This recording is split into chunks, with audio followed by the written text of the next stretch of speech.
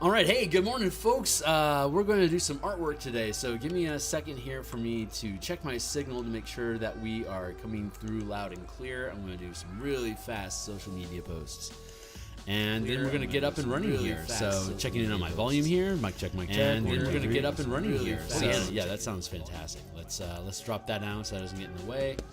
My hair is itching my face again as usual. That means I'm tired, apparently. If I itch my face, I'm tired. So I'm a little tired today, that's for sure. Let's see. Just to do a quick intro here for you guys, my name is Phil Kearney. I create role-playing games, I illustrate them, I publish online. We're creating an adventure for the Eberron campaign setting.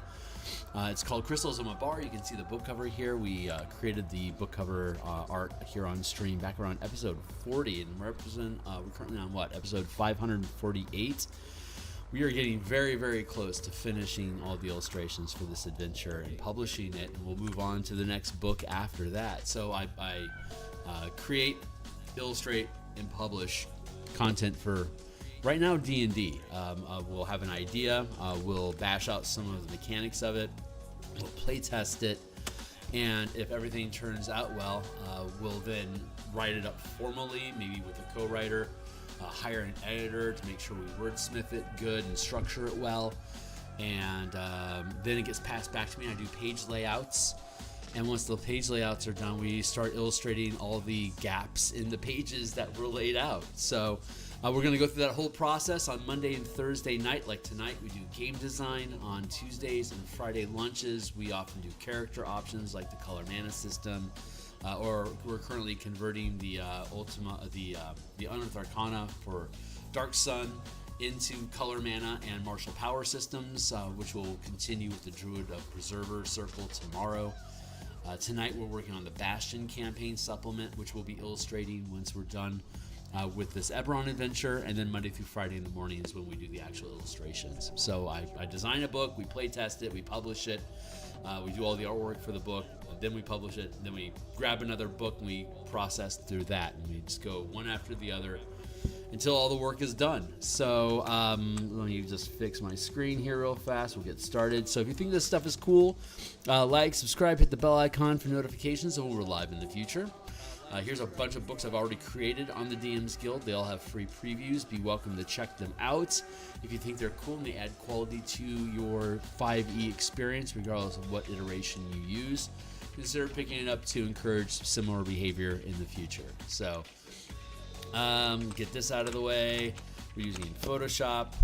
Let's get this out of the way. Here is, for those that are new to the setup,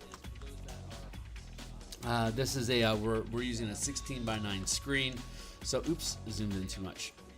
It snaps too when I'm using a PDF viewer, but this is close enough. When you're viewing this on full screen, once it's a PDF, devices are 16:9. Here you can see similar 16:9 ratio. The font size for the body text is 12, which is pretty big.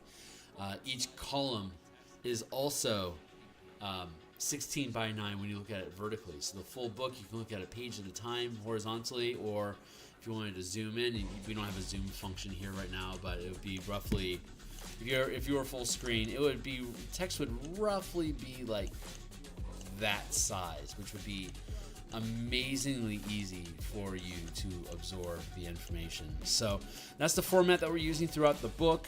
It's digital in nature. It's designed to be viewed on a PDF, so we're matching the medium with the device. So I'm really excited about this format. This is the first time I've published in it, but it's been tricky using it, but I'm incredibly satisfied with the results so far.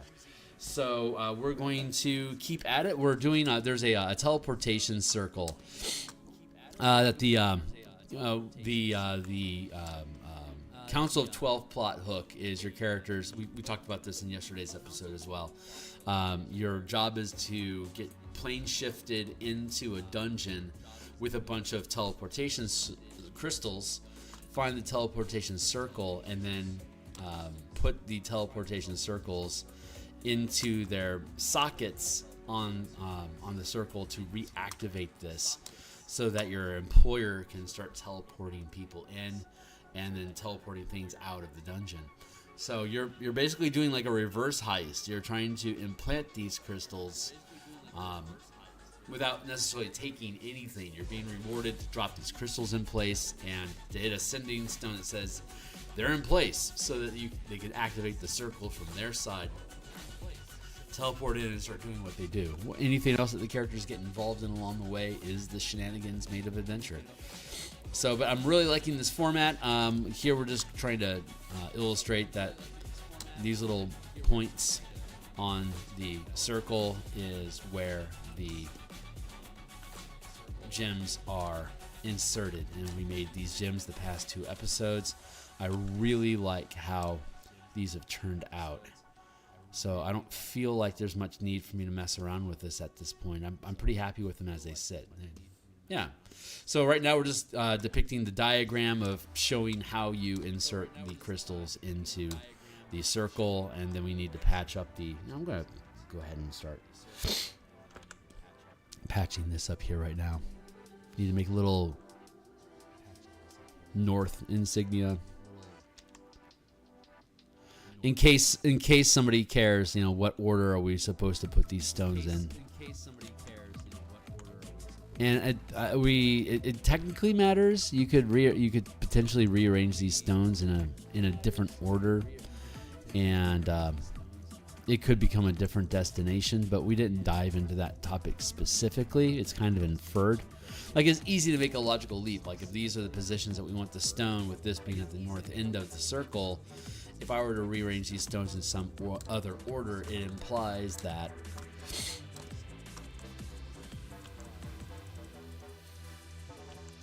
it would be a different destination. I'm gonna grab this, copy paste for transform, flip horizontal. But yeah, we'll be finishing this today, and copy that for transform,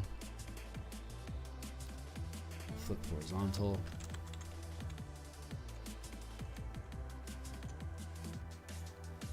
The letter N. Nice. Merge down, duplicate, overlap. There, now we have consistency in shapes. And then duplicate, rotate.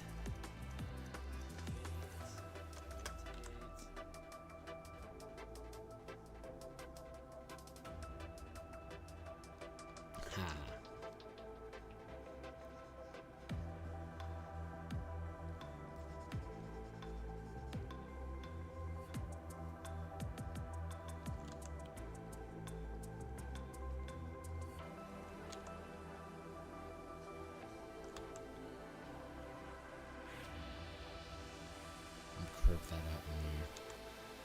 Font design's a lot of fun. I'm not big into it, but I can understand why people would be.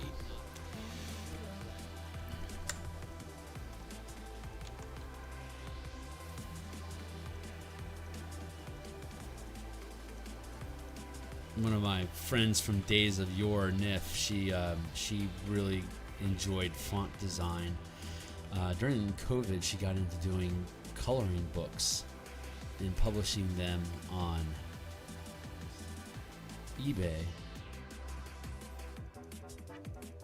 and Pinterest, and Reddit, blah blah blah. We spun out of each other's lives after a while, but Nif was fun. Nif was good times. There, we'll do like that.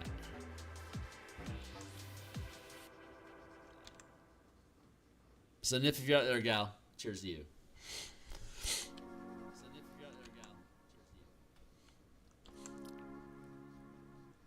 We are going to continue working on the Bastion campaign document tonight. It's the next supplement I intend to publish, assuming I get to stay on the planet long enough to see it done.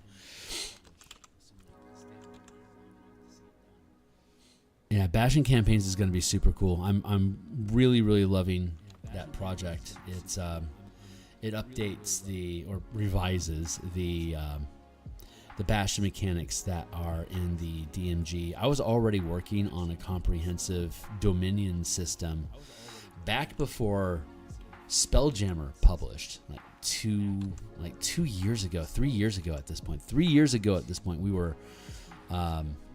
me, Ukulele Bard, and Adam Hancock were working together to create an ability check based Dominion system for use with 5e, and then Spelljammer got announced. When Spelljammer was announced, we were working on vehicle combat mechanics using the command army and squad tactics supplement that we had been developing and playtesting. And so we quickly found out that those command mechanics would work really well in Spelljammer. So I tore off that piece of the concept, like the military, the armies and vehicle combat mechanics from command. We peeled that out and fleshed it out to become the Spelljammer supplement that I published, which is linked down below. And but that was only one piece of it. There was also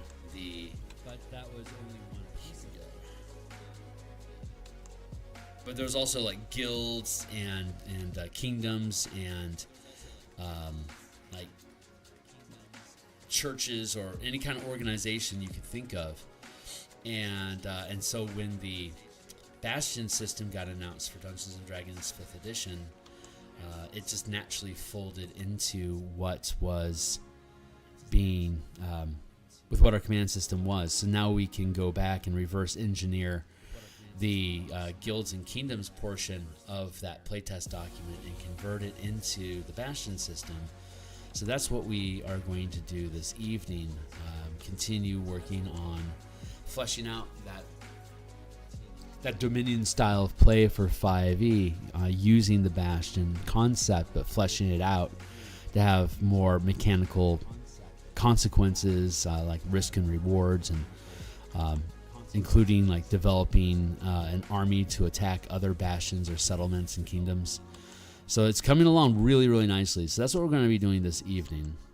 But once we get this the artwork here for this Eberron book completed, we'll then be able to shift gears and like start doing the book cover for that project, and hire an editor to help us flesh out the structure and wordsmithing for the book. Blah blah blah. And copy paste. Bring this over. Free transform. Flip. Let's go like this. Free transform. Flip vertical. Thank you.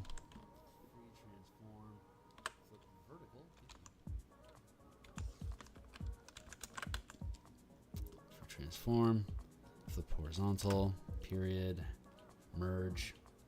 There, that's how we create symmetry around here. And then we're going to duplicate this layer again. Free transform, flip vertical.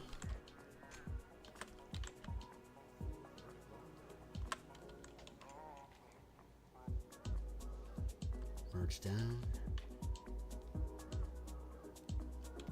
Thin this up a smidge.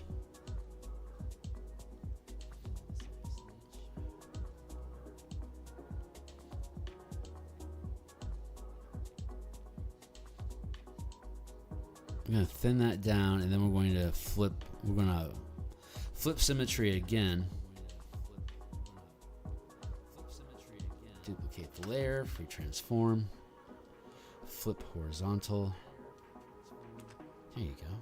Merge down. And we're going to grab this piece here.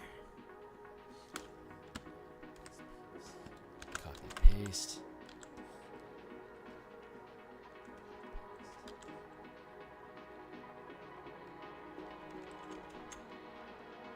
Bring that to the center.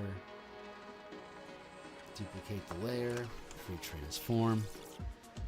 Flip horizontal.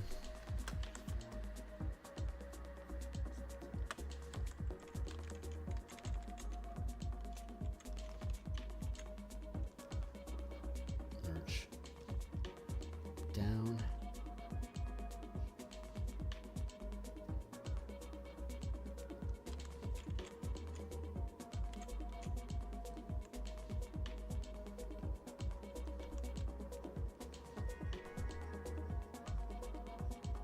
Trim off the edges, and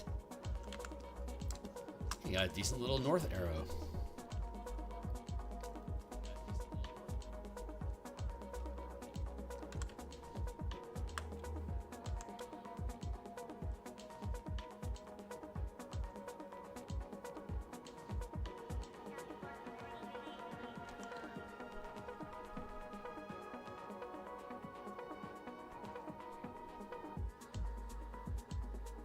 I suspect.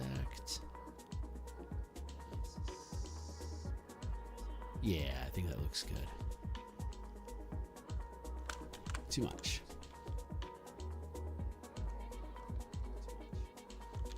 There we go.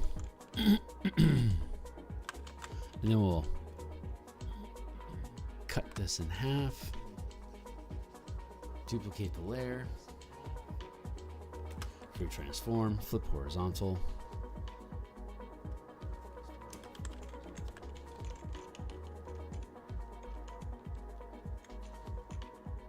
There.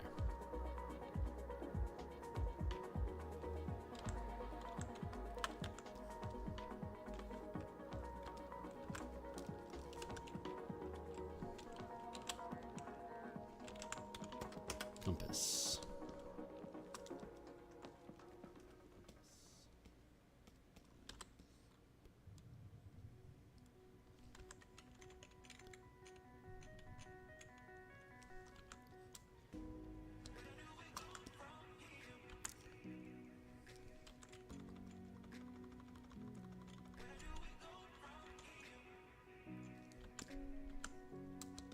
That looks good. I like that. Fun little font. There you go. I want it to be less imposing.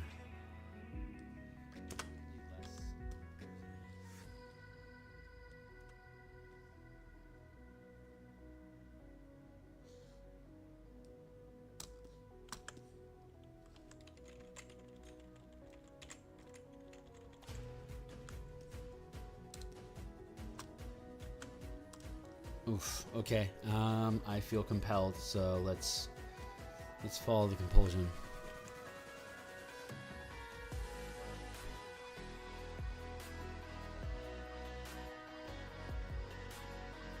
Will adding the whole word north matter? What a cool word, north. Such a cool word. If it wasn't in a cardinal direction, I think it could make a decent kid's name.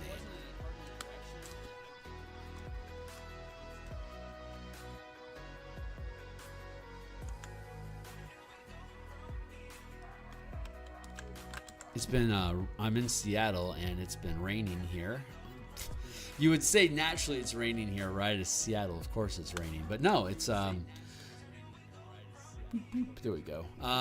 It only rains, it does not rain in the summertime. It is actually incredibly sunny in the Pacific Northwest during the summertime. Very little rain at all.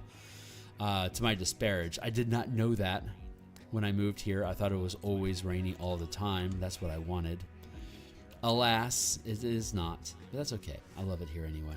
Alas, it is not.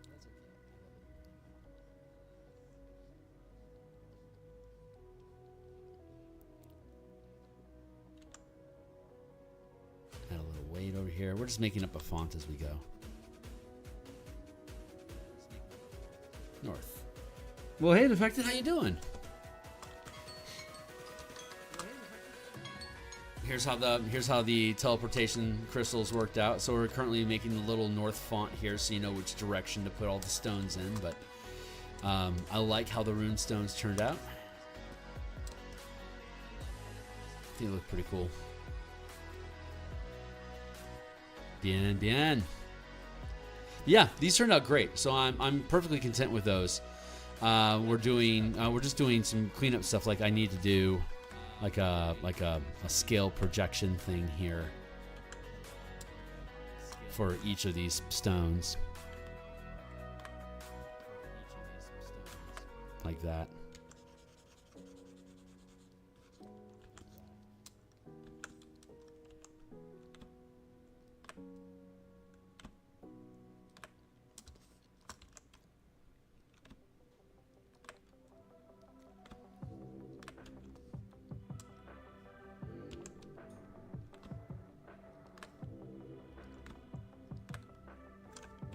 I don't think I need to do that. I think it's kind of implied these are the same thing. They're right next to each other, right? But yeah, so you have the teleportation circle, like we were talking before. You can remove and re-add the teleportation runes to the circle. Without the runes, the circle is useless. So the necromancers, when they took over the facility, they removed all the crystals so that the teleportation circle would become inoperative. In this mission, there are 6 different plot hooks, therefore 6 different missions. With this mission, your job is to find the teleportation circle in the dungeon and insert the crystals. You're given 6 basically replacement crystals to install into the circle. It doesn't matter if these stones are the same stones as the ones that were disabled. Your employer knows this address. So once you take the crystals, and we're diagramming here that you drop them into the circle here. So once you do that, you have a sending stone. You squawk at it, hey, we're active, and then they start sending people through. The people that they send through is basically a Black Ops wet work team that's going to basically kill everyone. You're supposed to leave. Stick around. Maybe you have opinions about what they're deciding to do. That's at that point that becomes your own character's morality. If you try to stop the process, you don't get paid. If you do stop the process, you can take the adventure anywhere you want.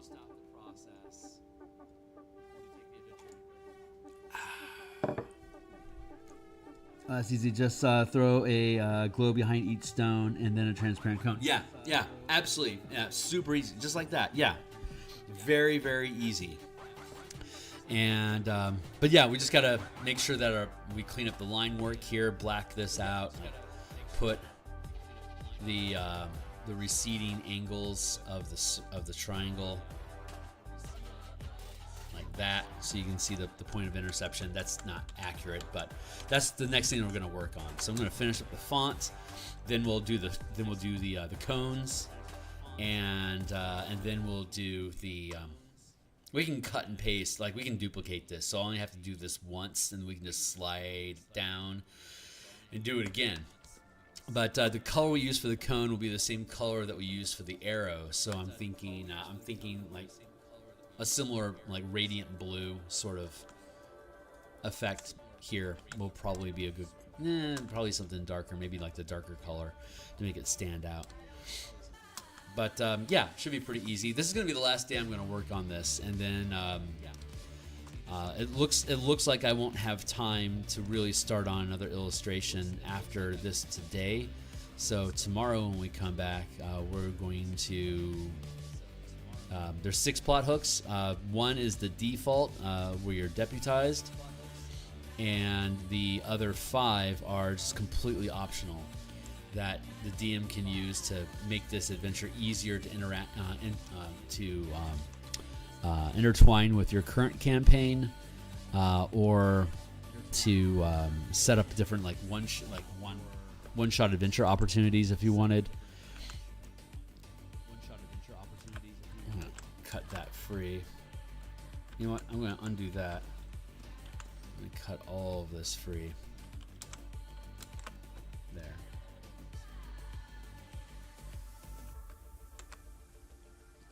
We're going to just call it cones in dedication to defected.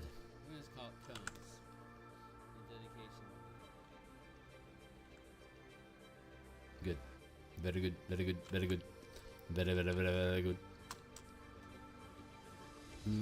Hey, whoa, what's going on? What's up?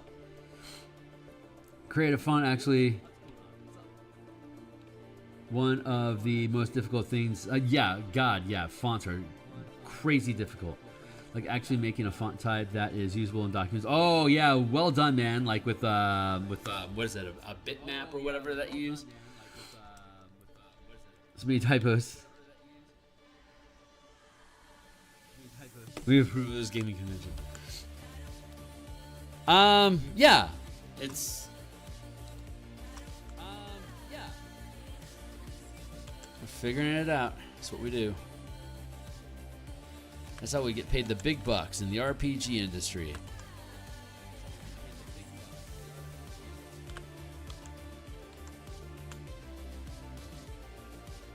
It's okay. I'm a professional. I know what I'm doing.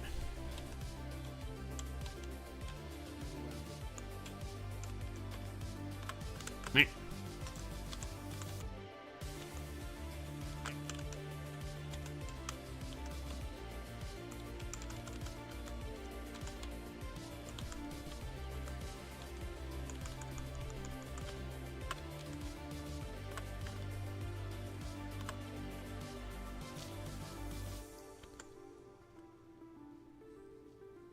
Right now I'm just setting up some boundaries.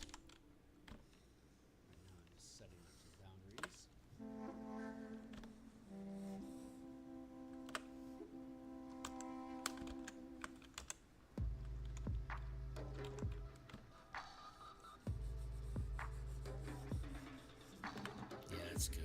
So, Oh, I thought there was some text.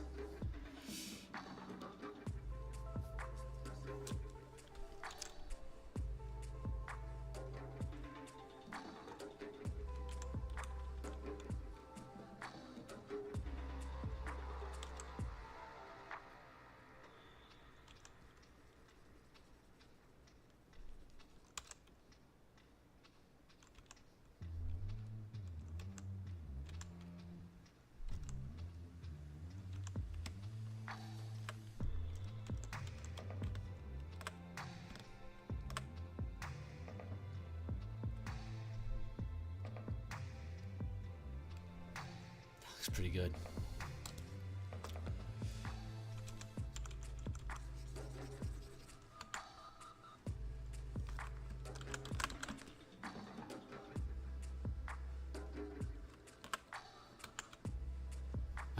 We're going to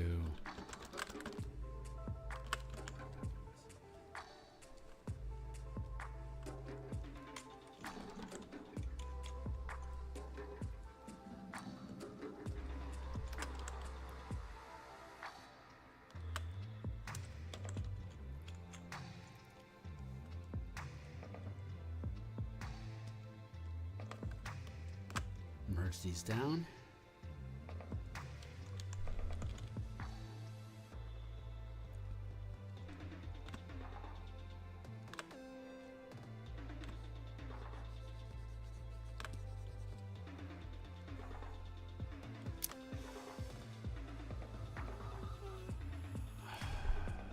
Yeah.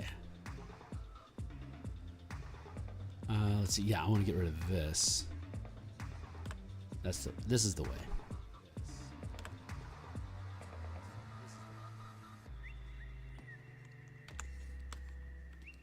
And then like this. Yeah. And free transform.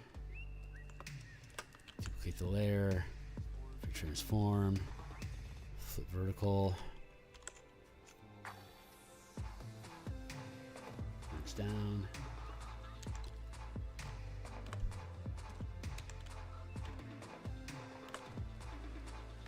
Erase that away.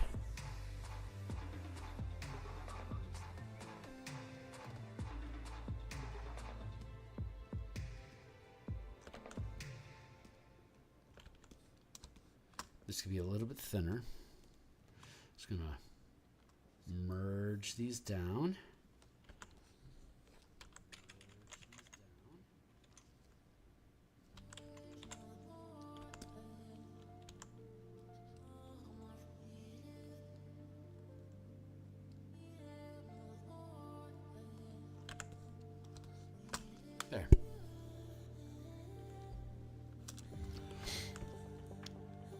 You basic. But I think it works. There. Unobtrusive. Okay, cool. So that was easy. Let's get to the cones. The cones. Actually, let's go to the teleportation circle itself first. Diagram. Circle. Here. Get the cone out of the way.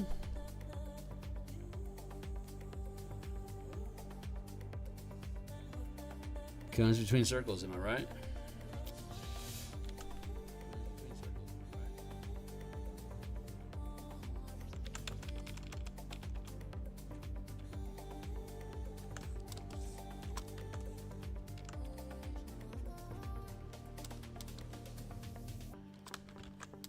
That was a touch off. There we go. Hey, what's up? Hey, Fernando, it's good to see you. I did letterwork most of my life before digital, always drawing at different styles. I did at one point invent a style that I would have just considered mine, but I lost it all. The important thing for me was to make sure each style had its own special thing, like swing lines or curved spikes. Yeah, it makes a lot of sense. Here, I'll just I'm gonna hit save here real quick because I should anyway. But let's go to I created this font as well. I didn't actually build it out into a typeset font, but it was just free-handed. But using these same principles that we're using right now, of these duplications and boxing things in and stuff. But fonts are fun. I'll create unique fonts for book covers, but I don't keep them, as something ongoing. But God, I love doing this book cover. It was so much fucking fun. Anyway, fonts, man. Fonts are cool.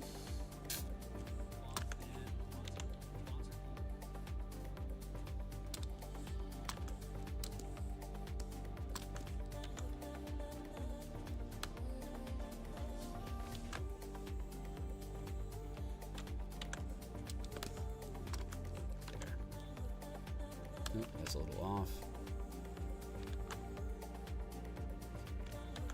Good.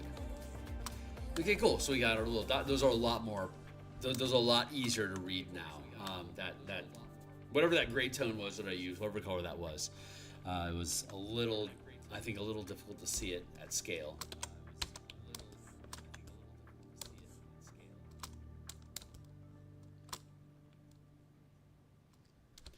We've started working on the border frame here. We've got 13 buttons, which is a menu, running the adventure, part 1, region A, B, part 2, region A, B, C, part 3, appendix 1, appendix A, appendix B, appendix C. So there's 13 chapters in total, which is so perfect for Eberron. But yeah, so these aren't properly distanced from each other. They're not proportional. That's just a concept placement that I'm going with right now. Like the black through line. We got this neat Eberron modeled texture that shows up on all the old adventure books. That's what we've used for our frame. But I want to extend this frame into further into the page to have a texture sort of effect. I'm thinking of different types of crystal patterns and like grit and stuff that appears throughout the adventure would be probably the right thing to put in for there. But that's coming along. It's coming along. So this was one of the other things I'm happy with this frame. I'm happy with it. It's just interesting texture. It certainly frames text well, but I want to have something that, like with the Spelljammer book that I built, it has all these like little frayed edges and stuff where you can see the background behind the page, like where it lifts up or tears. You can see like all the astral behind it. That's sort of the same idea I want to have for this, except for like using like the crystal soil or like Vulpina gas or maybe leaf textures up in the corners. I'm still futzing around with that to figure out what feels right, but that's one of the things that we're working on. Not necessarily on screen here until I get an idea that I like and I'm comfortable moving forward with. So let's see, that's there. Oh yeah, that's right. We're working on the cone now.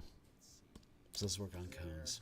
All right, so now that we have a color established, we're just going to go with this one. That's the one that probably makes the most sense.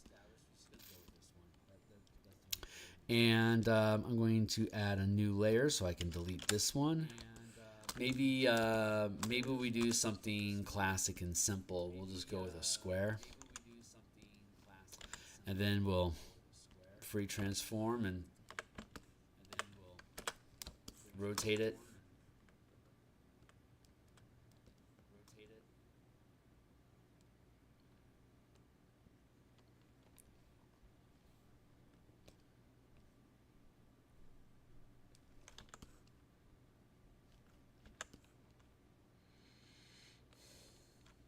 Probably not. But let's stick on this tangent for a minute. Just because we don't know until we know.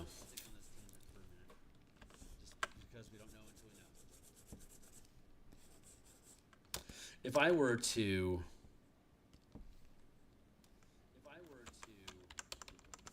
transform this, why are you still up there?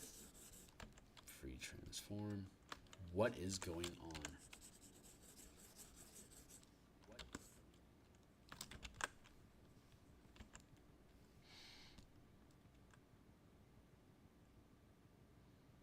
Oh yeah, free transform. I get it now. Sorry, I had a case of the dumbs there real quick. Let's bring this. Let's bring this in.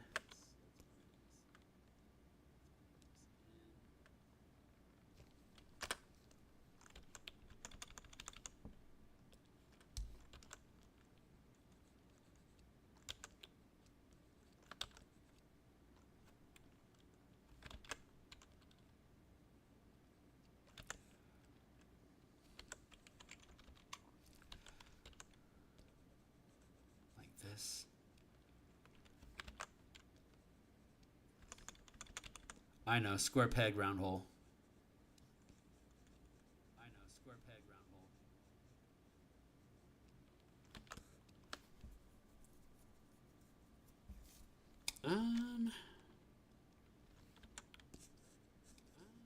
Well, that's fun.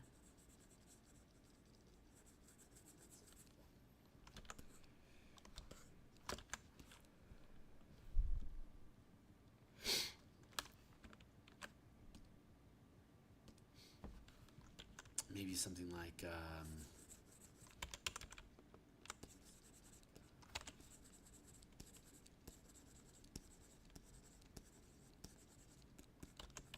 something like this, perhaps. Where'd my music go?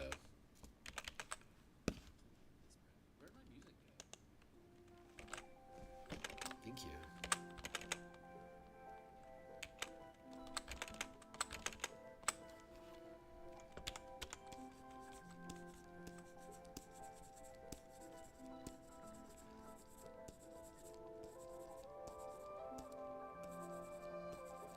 Maybe something like that. What's up? Yeah. Just posted a font type I'm working on. Okay, on yours. Oh, good, cool. I'll take a look at it. I'll take a look at it when I'm done with the stream. Anyone else that wants to go see it, my Discord is linked down below in the description, so you can tag through and see what Def's got going on. 20-minute timer. Thank you. Oh my god, it's 20 minutes. Mm-hmm. No, it's been 40.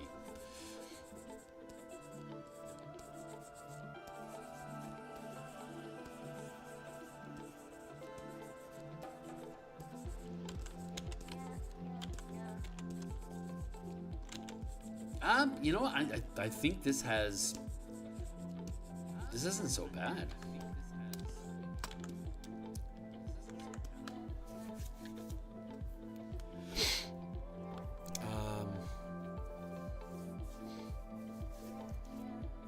off. Let's try that.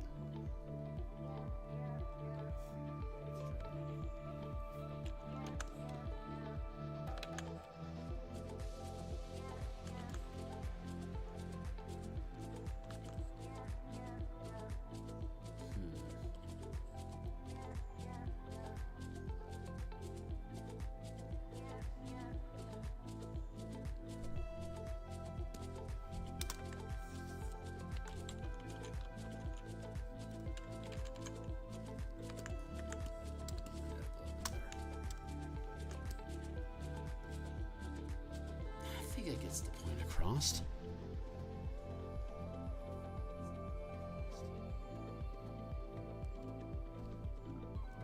Let's duplicate that group.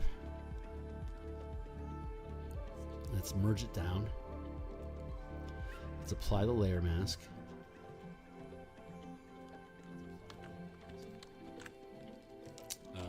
Cones.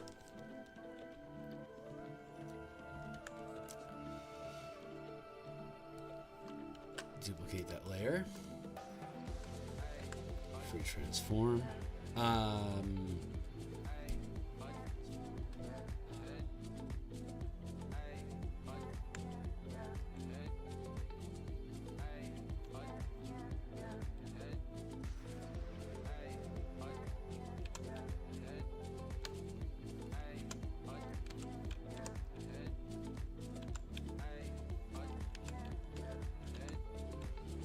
Let's see.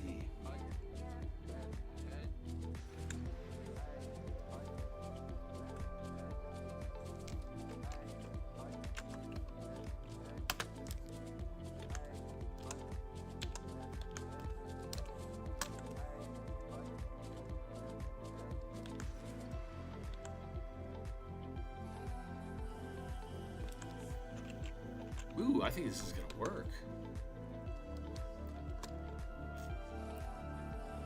Duplicate.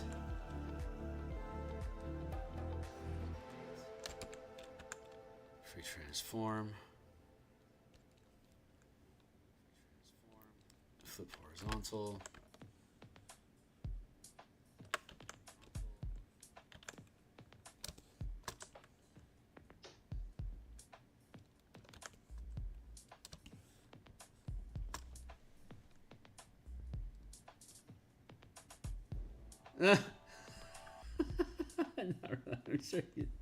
What? I don't even know what we're talking about right now. Yeah, almost everything I do is either brush, eraser, smudge, select, and then modify. Like that's like the only 5 tools I use. It's because it's the color. It's honestly I'm a Photoshop enthusiast because of the color sliders. I know I could probably pick up GIMP and do the same, but it just doesn't feel the same for some reason. Let's take this and let's duplicate that. And we're going to... Right. Free transform.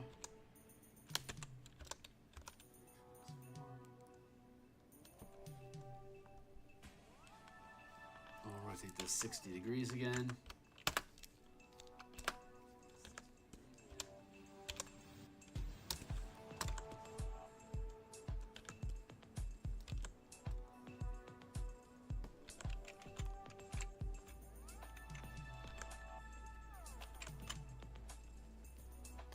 That tells me I should probably...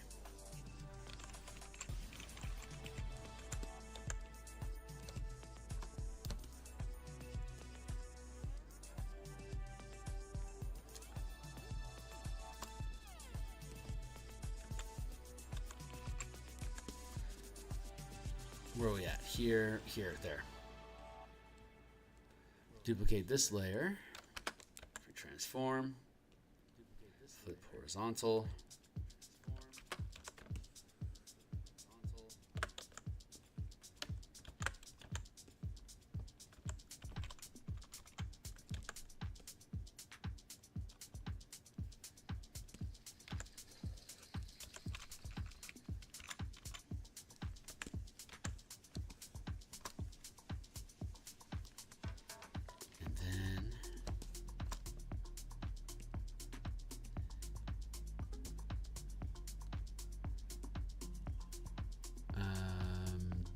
I'm looking for the duplicate button. Thank you.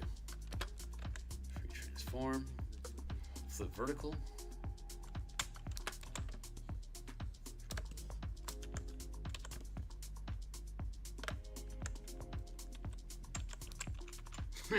Look at that. So good.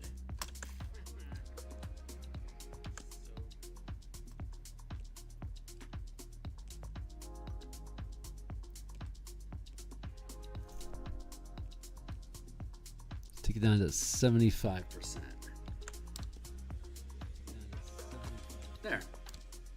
And now we can use that same color for our arrow.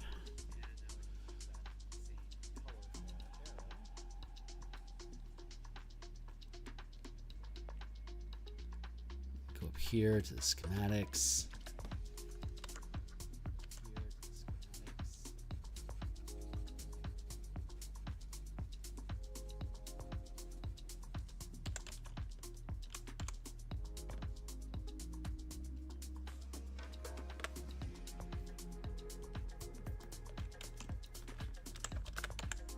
Transform.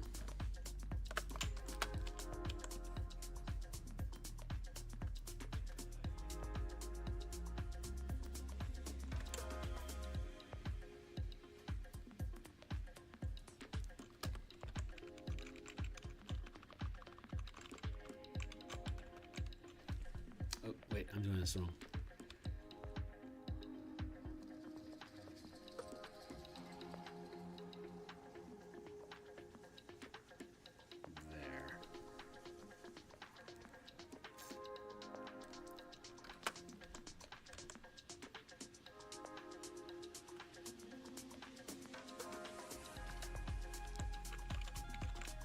There.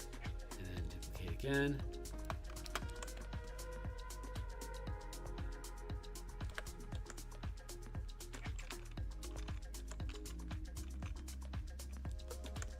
Snap 2, and then we're going to merge down.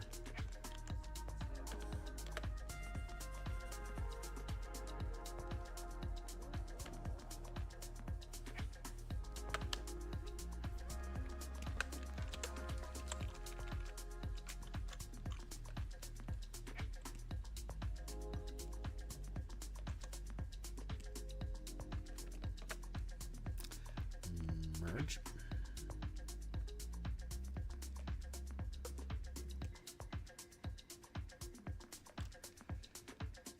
Oops.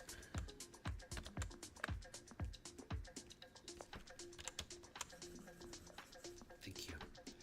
Now we can merge these down. And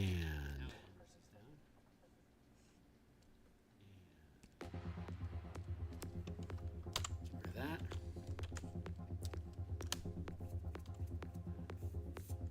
What's up? I should really be improving my comments. I love it when a new part of the drawing instantly informs a part of the drawing game, a part of the game that has existed for hours, and then you have to. Yeah, do that one again. Yo. Chat always lurks. They're deciding whether they think my channel is interesting or not. I do not blame them for checking in and then checking out. It's illustration, page layout, D&D design. It can be a picky market. So I love that people are coming through and checking it out, and I do not begrudge anyone for not sticking around. Just, we'll find our people. Our people will be our people. I'm going to, you know what? What I can do is I can just make the, this is where I should be at, right? Oops. This is where I need to be right now. Here. And developing. Because my channel deals with a lot of different topics, it's kind of schizophrenic. So it's like you might be interested in Eberron, but when I finish the Eberron adventure and I move on to Bastions, people might not be interested in that at all. The audience I think is mercurial in that sense. And it's not like I do essays that are scripted. It's just I'm just hacking away at a canvas or a screen of text. That's a particular vibe. I call it study hall. The study hall vibe I think has value to YouTube. Have somebody prattling on quietly while you're doing your whatever. I don't know. We'll see. We'll see what the world evolves into. But thanks for trying to lift the channel, man. I really appreciate that. It's very kind of you. There we go. Yeah, so far I'm really freaking happy with how this is coming along.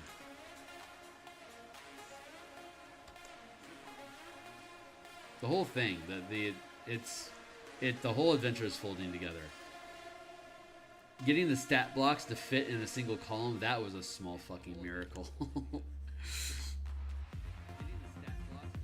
But 5e24 I think is organized a little bit. Monsters are organized a little better than what 2014 was. So it was easier to format them.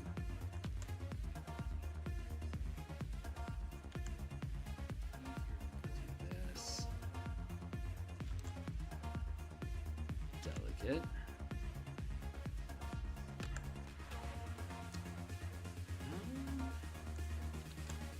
Yeah, this is probably going to be another instance of doing a gradient fade. So let me get that curve in here. That looks pretty good. And we'll do another masking layer fade.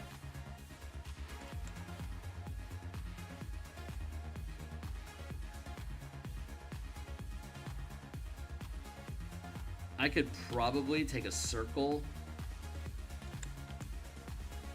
and like, wrong layer, Kearney.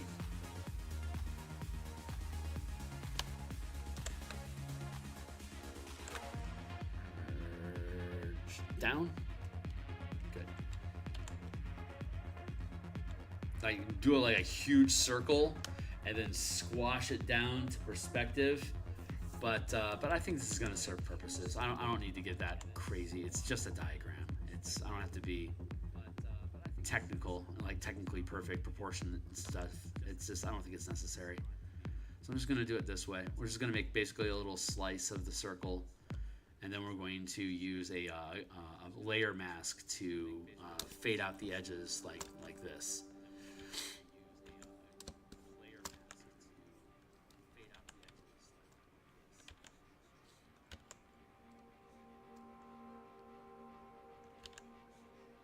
Line. What's up?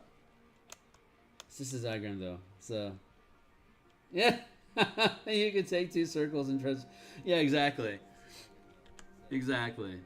You know me. It's I like to do it manually because it's a skill set that we're improving. I talk about this, but there's new people that are kicking through the channel. It's improving your skill set, going through and not necessarily using all the technical tools that are available in Photoshop and keeping it like low tech is a good way to improve your skill set. Like, how am I supposed to get good at drawing a circle if I'm just using the circle tool all the time, you know? So there's also picking your battles. Like, you know, I'm not perfect at drawing circles, and I don't think I need to be. Like, I can hit that fill button and not feel bad about it if I want to. But you know, sometimes I like to go in and like manually fill in a space, not just hit the fill button, because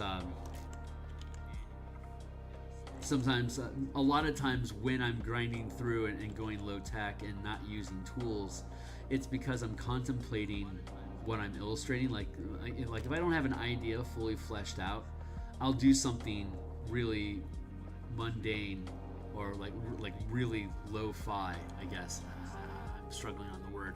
A menial task. I'll perform a menial task that doesn't require any real bandwidth of thinking, so that my brain is freed up to just be observing the piece that we're in the process of illustrating. And during that observation, I I should expend this out here like that, honestly. And while we go through that menial labor task, it helps formulate or crystallize what we think the image is supposed to be. Like, it lets it breathe a little bit, you know? Kind of like when you open a bottle of wine, you have to let it breathe a little. This feels like that same process. Like, it's not quite ready to get served up like all the pixels. This analogy is horrible. It's probably one of my worst analogies.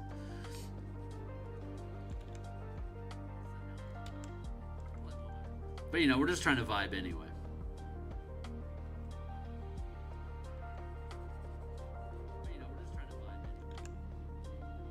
There we go. So hello chat. Folks that are checking out the channel, appreciate you kicking through and seeing the work that we're doing and making teleportation circles. Super fun. I love the idea of being able to take out the rune stones and change the address of your circle. It's like a great security feature just to be able to like disable the crystals by taking them out of the circle, so you can like effectively lock the circle down. But you can also use you can change the configuration of the crystals and change the destination of the circle, kind of like Stargate from that TV show Stargate, or the movie if you're older school. Like if you know this, like if you know the sequence, you can get to that destination, but that sequence has to be active. It's like people that campaigns that get concerned about having too much teleportation in their campaign. If you want somebody to earn a new destination, like I like giving my team a facility that has a teleportation circle. I've done it in at least 6 campaigns. And I just love having teleportation circles because it's such an easy way for you to change the environment, the venue, like you're basically taking the characters and you're dropping them into a new campaign when they step through a teleportation circle. And if they have access to you, a resource like that, their world like literally expands out to anywhere that they have a destination for. But the DM, if there's removable stones, the DM can make you work for that destination by actually having to physically go there yourself to set up the crystals. Like there's a teleportation circle, this destination should work. I don't know why it doesn't. But we want access to that, so our next adventure is to go on a hike to get to that location, so we can activate those teleportation circle stones, and then you can just teleport back home and be back immediately. But it's a fun little that's a fun little reward mechanism, because the team wants to expand. Well, my teams do want to expand territory because they know there's new things for them to explore, discover, and potentially exploit for whatever they want to do.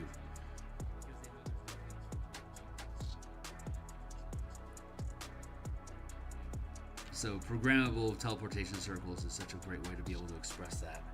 Like once you secure the circle and you switch out the stones, you're essentially owning that location until someone physically comes and takes it from you again. It's a great plot device.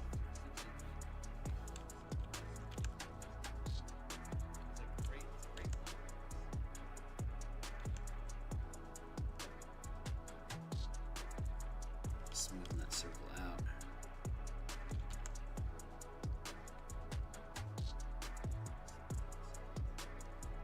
Okay, that feels pretty good.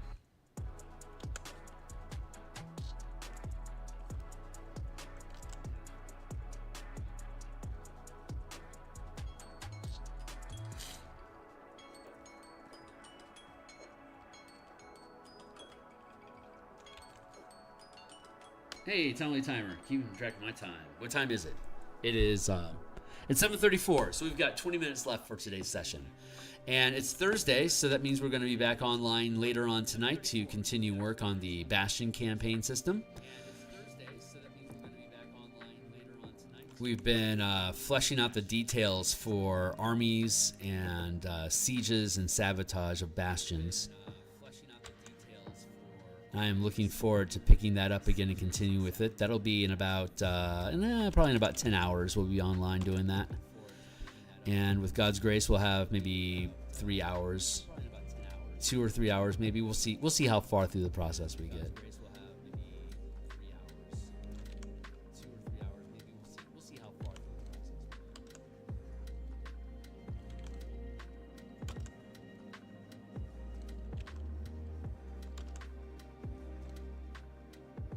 And then we'll be back tomorrow morning to continue working. This will be the last episode. This is the last session that we're working on this circle. This diagram live will be. I'll finish it off screen probably later on tonight after I finish streaming it.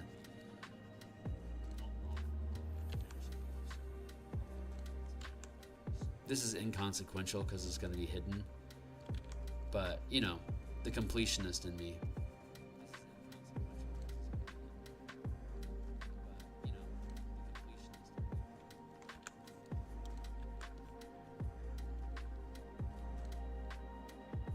Yeah, that's gonna work. That is going to work.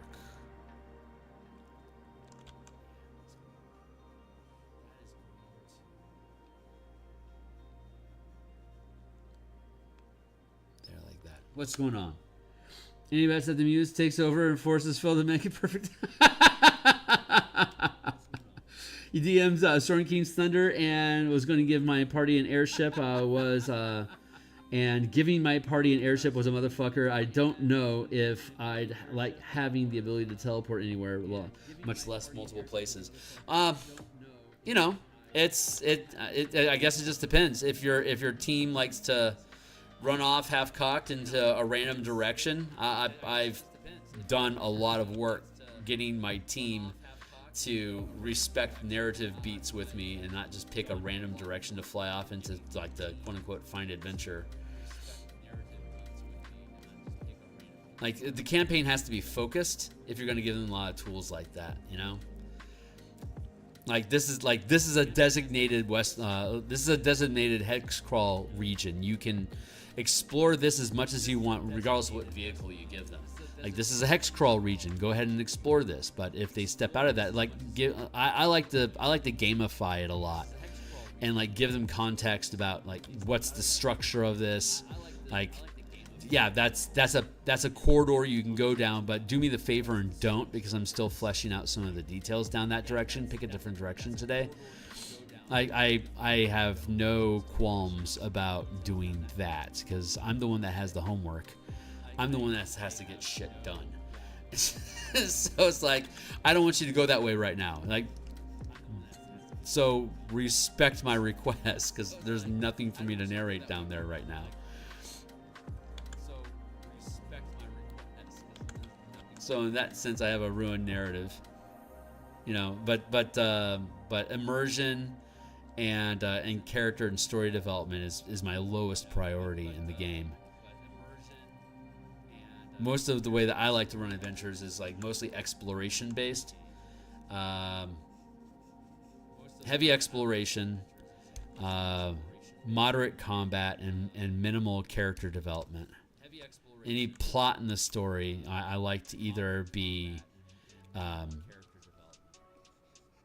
randomly generated as part of them exploring a space, and if they want to insert character backstories, then it's up to them to figure out how their character's motives and background is relevant to whatever it is that we're doing in the adventure right now. Because the adventure is going to, if your character dies right now, and I built a story around that character, your character, I'm now thinking about holding my punches for the narrative that I've wasted a lot of time building. So the less I care about your character's goals, the more I can focus on presenting stories that doesn't matter whose goals are running through the adventure. You find a reason for you to be in this adventure. This is the adventure that you're in.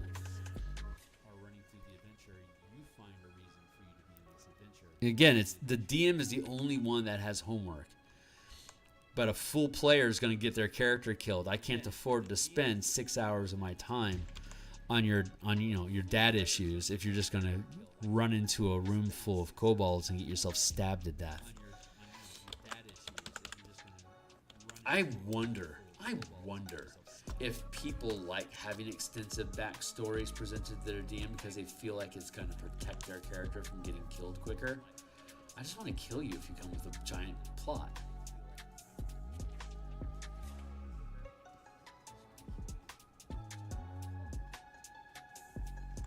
But our team was really when I was quote unquote being trained on being a DM in my teen formative years, we were brutal and did a lot of peer pressure and towards people that would have intricate stories, or when one of us would DM and it was an overly complicated plot and you could feel the contriving happening because there was a story that wanted to be told, we became vicious. We would just attack. We would attack that campaign.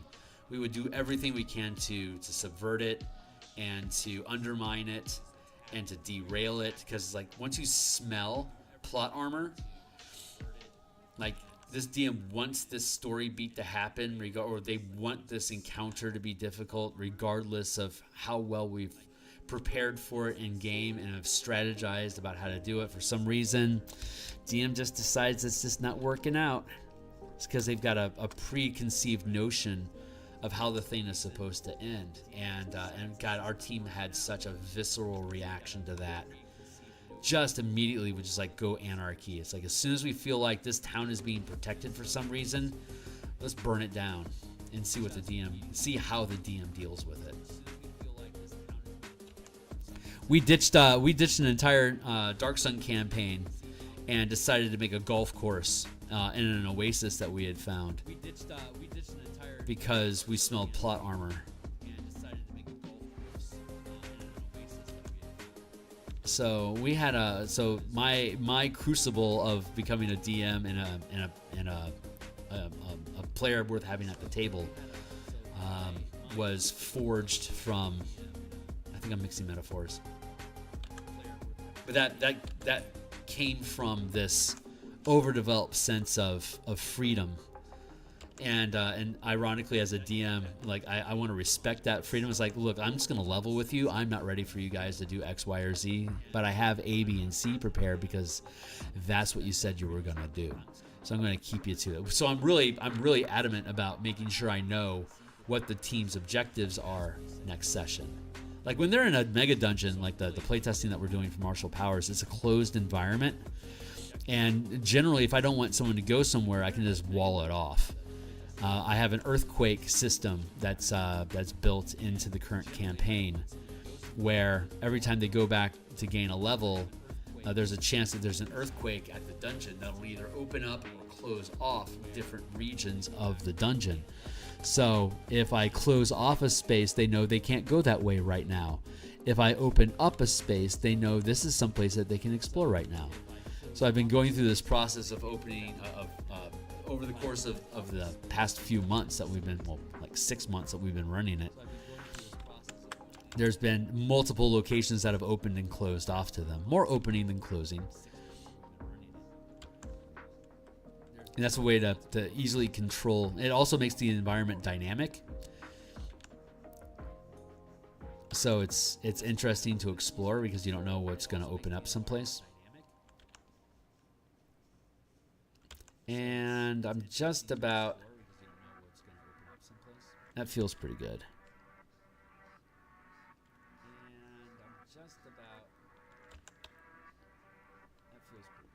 Yeah, Muse is being quiet about perfection on this one. I think she understands there's no real sense. I mean, let's be honest. She's the one that feeds me all this stuff anyway. Without my Muse, I am technical and floundering in the dark. I have to follow my heart and soul when I'm doing artwork. That's the only way for me to be able to make it really. Oh, I love that.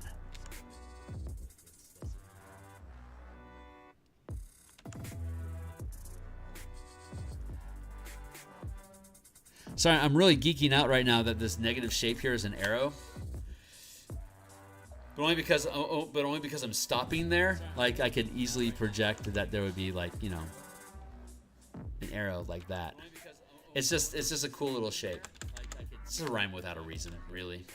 Okay, so great. We're going to take this back to 100%. And we're going to put a layer mask on you.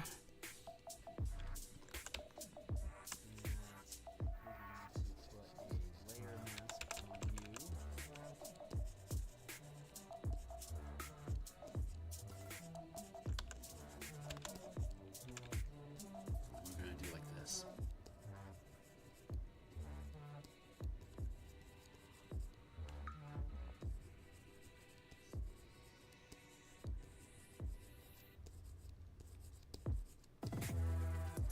See if we can get that to turn out well.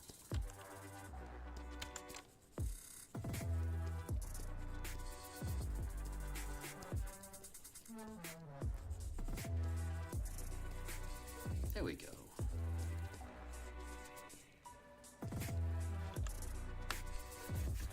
Buff.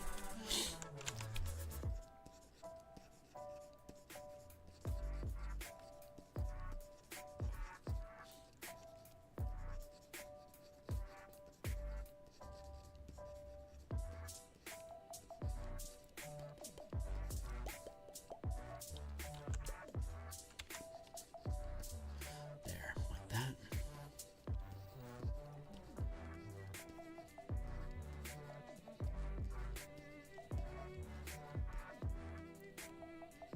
Fade that in. Is it a self-healing dungeon?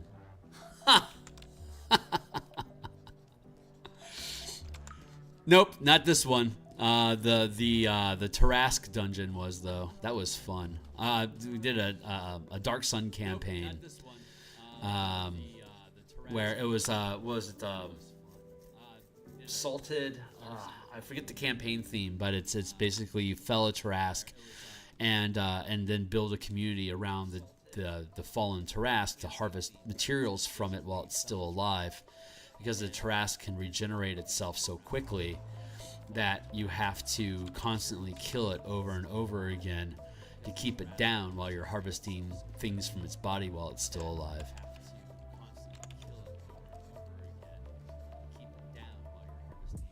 I need to lighten this up so you can see the angle receding. Like that.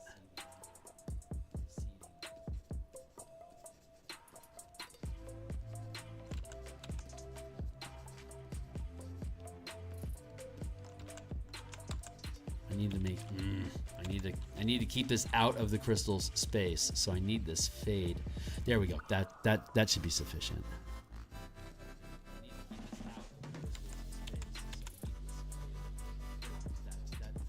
Really trying to stick this landing here.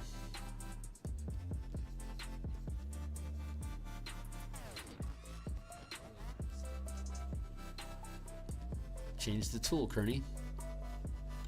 Change the tool, change your outcome.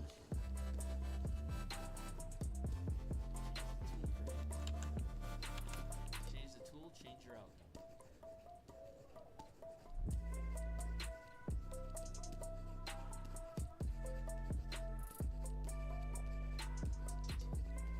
Oh yeah, I'm really mincing on this one, aren't I? It's important to me. This is where the muse was hiding. This was the perfection that she was threatening us with. This is where the muse was hiding. There we go. That's gonna work out. I need to extend this a little bit more.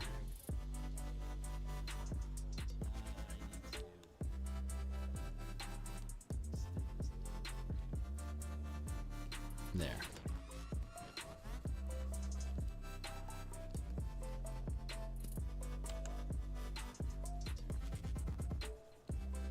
Yeah, that's gonna work.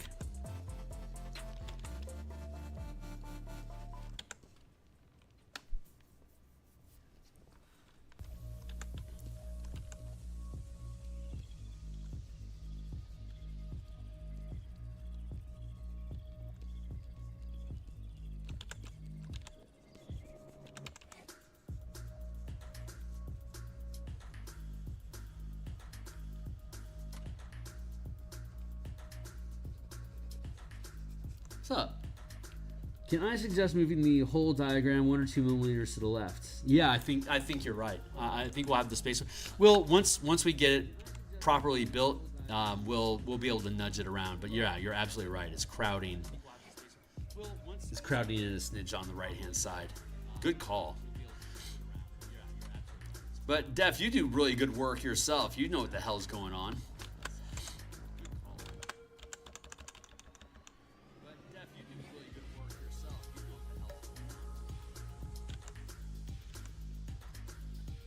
I suspect you and I have a similar eye for composition.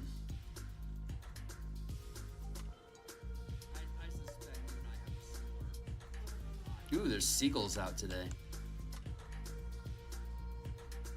Attacking the dumpsters. It takes about 3 crows to hold off, to fight off a seagull. And there's the crows, right on target. They're territorial. Yeah, I know you guys can't hear it. It's fun.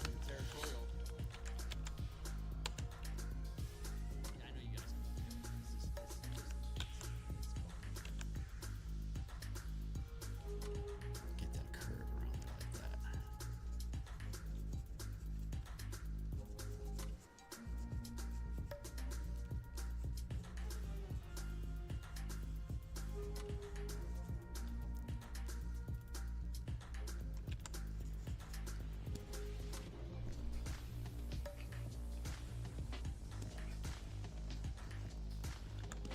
Namu.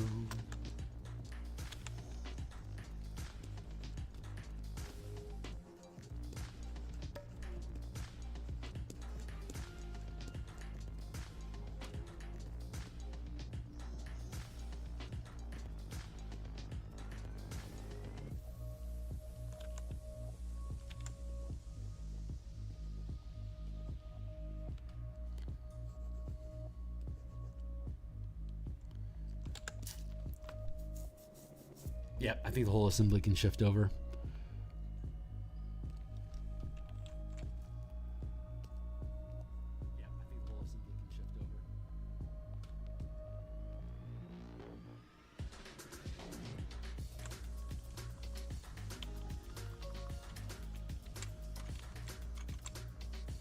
That's probably gonna sit.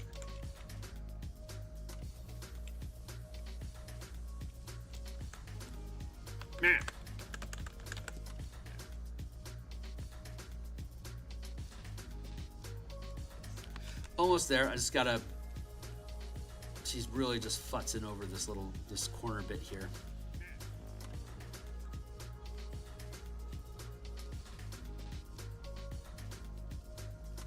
Almost there. I just gotta. Oh, this isn't looking good for the home team.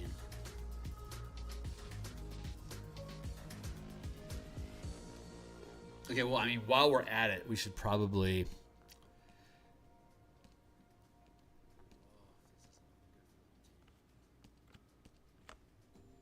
Let's grab this. Let's duplicate it. Okay, well, I mean, while we're at it, we should probably...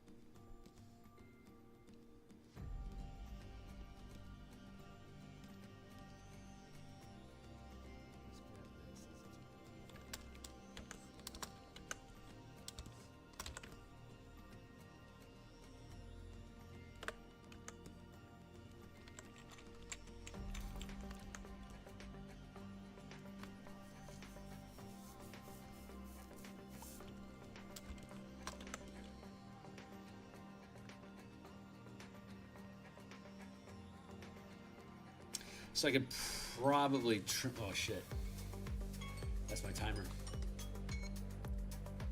All right, so I think this is good. What I can do is I can take that's it. I can take those words and shift them over here, so that I can basically, carve out a little bit more space here for me, and I can carve this away and drop it down here to create a little bit more, maybe a little more space there as well.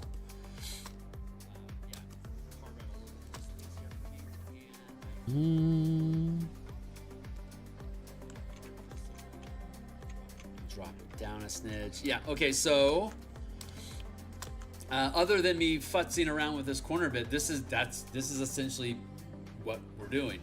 So I need to work on this fade here a little bit more to get that it's almost cooked, you know. It's like I don't want to pull the cookies out of the oven like a minute or two early. They're gonna be soggy and soft. It just needs a little bit more time to cook. So I'm going to probably go through that painstaking task on my own. I might rearrange the angle here. But overall, I'm liking the look. Like, yeah, there's less brim around the socket. Like, I could probably like shorten up this angle a little bit to make it a little less interposing. But I'm liking the idea of it. So I need to have some of the circle here to be able to get the point across. But I think this is doing what I want it to do.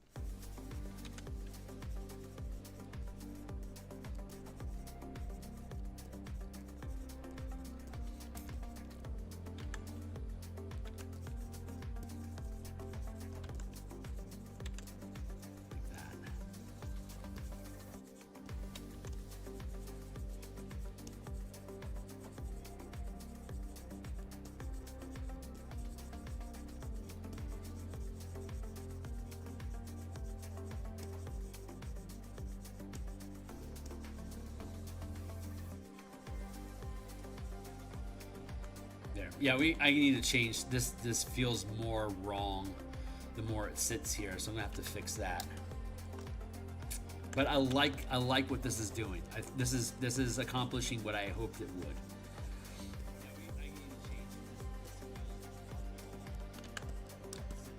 You're going to see similar work like this when I start illustrating the door mechanisms. There's some cool doors in this adventure. You're going to see similar work like this when I start illustrating the door mechanisms. There's some cool doors in this adventure.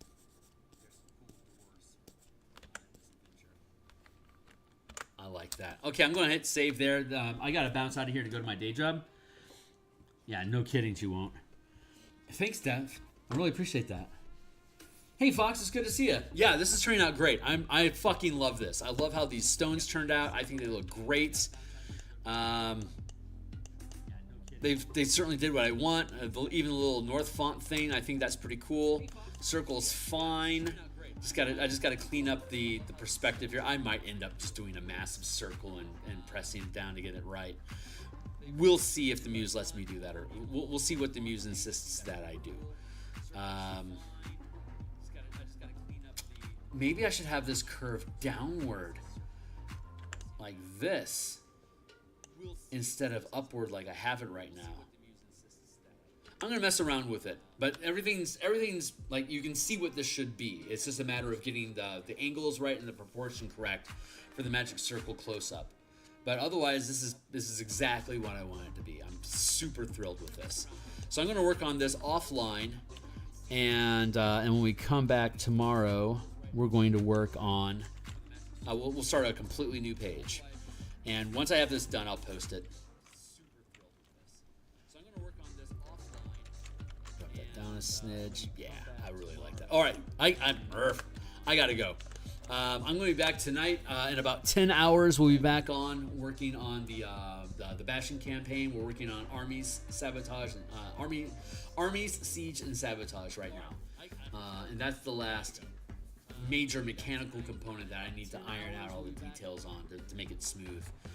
But yeah, thanks a lot for checking this stuff out, guys. If you think this stuff is cool, like, subscribe, hit the bell icon for notifications when we're live in the future. And thanks a lot, guys. I really appreciate you.